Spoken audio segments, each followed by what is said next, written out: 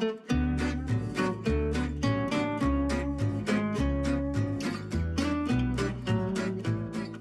are back with another Brittany's Bites, and this week we are making another favorite. Not only a favorite here in this household, but also apparently a favorite at work. So that is really why I'm making it. Let's see if you can guess what it is. We have a couple of not so great bananas sitting out. Yep, what happens when that happens? You make banana bread. So I've already gotten some things started. The great thing about this recipe is that it's very easy because you only need 2 bananas. So if you've eaten the rest of them and you only have 2 left, this works. So I've taken 2 and mushed them up, and I just used this little potato masher here, but you can use a fork, you can use one of those meat mashers, whatever you'd like to get it all mushed up like that. Also, I've seen people leave the bananas sliced and put them in that way, or even sort of slice them in half like a banana split. So however you like your bananas and your banana bread, do that.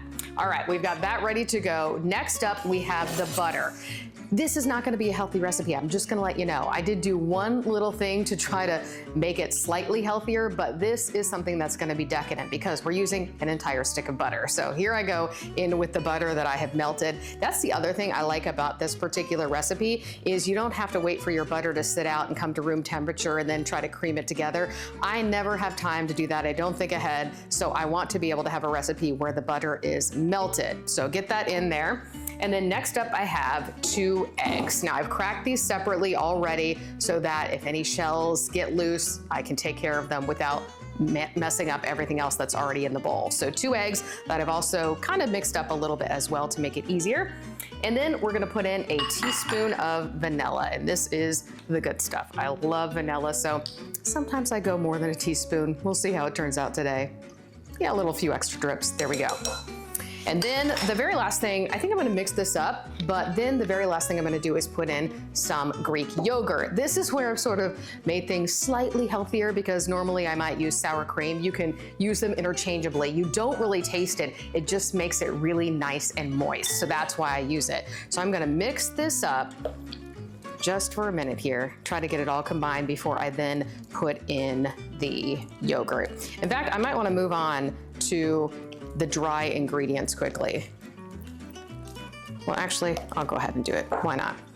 All right, I'm using my favorite kitchen tool here. This is so great because it helps you if you're doing peanut butter or something like yogurt or sour cream. You can, well, I'll show you how it works. So you go on the side and you measure it out. We're doing a ½ cup of yogurt. So I've got this right here.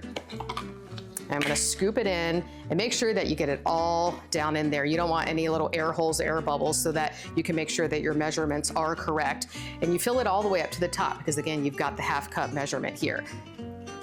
Once I get this all good to go, that's pretty good. Make sure it's all in there. This is what's so easy because now you don't have to worry about, if you use a regular measuring cup, then you have to scrape it all out of the measuring cup, right? No, not in this case. In this case, I think I'm gonna do a little extra. There we go. You just turn it over and plop it right in. I just love that. That's why this is my favorite thing ever. And then you can just scrape it off the top, make sure that you get all of the little extras, and then I'm gonna combine this. All right, give me just a moment to make sure this is very well combined, and then we'll move on to our dry ingredients, put it all together and pop it in the oven. It's that easy. That's what I also love about this recipe. It's very simple, and you probably have most of the ingredients already in your household, even if you don't have those bananas. Okay, we have the wet mixture all ready to go. Now it's time to switch out to the dry ingredients, just a couple here. So, oh, you know what I forgot to add to this? Now that I'm thinking about it, I forgot to add the sugar. Usually you add that to the butter and bananas. I mean, it would have been fine to go with the dry ingredients, but I'm gonna go ahead and put in the 1 cup of sugar. Yes, as I mentioned, this is a decadent dessert. So we're gonna go in with the 1 cup, and then I'll mix it together once again, and then move on to the rest of our dry ingredients. Here we go, 1 cup of sugar, right in there.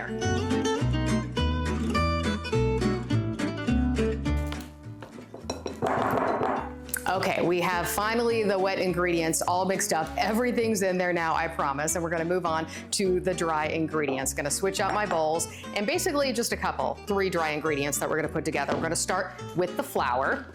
And what I like about this canister, it has a nice little flour leveler right there that'll help you out here. So I'm gonna do 1½ cups. I've got the 1 cup here. Great.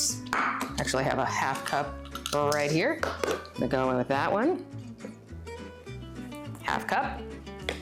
Now we're gonna move on to the salt that we're gonna put in, which is just a half a teaspoon, which is right here.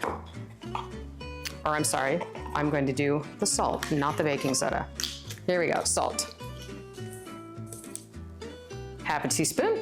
And then we are going to do 1 full teaspoon of baking soda. I thought I had a teaspoon out, but we'll just do 2 of these, obviously. All right, 1 and 2. Good to go with our dry ingredients, that simple. So I'm just going to whisk it all together to make sure everything is combined. And then we put it all in one bowl and then pour it into the pan. So let's do that. I'll stir it up a little bit just so that when I'm stirring, flour doesn't go everywhere. Have you noticed that happens? Now I'm not using a stand mixer, so it's not quite as bad, but it still can happen. All right, I'm gonna do this step by step and get this all nice and combined, and then we're gonna pour it into our loaf pan and pop it in the oven.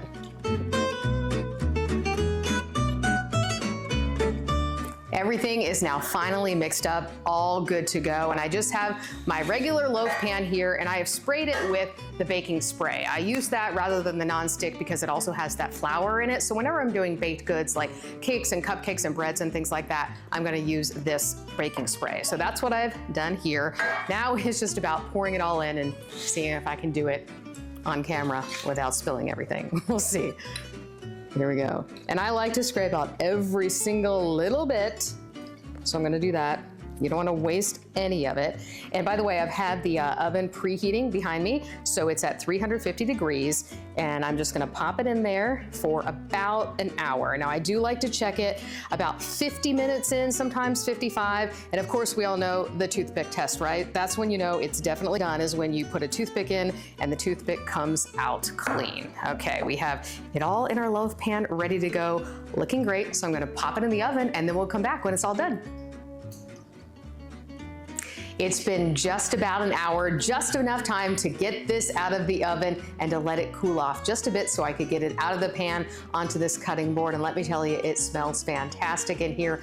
The only thing left to do now is to slice it up and give it a try. So we'll just slice a little bit off the end here. I like to use a serrated knife because then you can get through really easily. If you don't, it just sort of presses into the bread and kind of smushes it down. But if you use the serrated knife, you'll get a nice clean cut like that. Now all I have to do is finish slicing it up so I can take it into work tomorrow. I hope you give this recipe a try. You can find it right now on WBIR.com.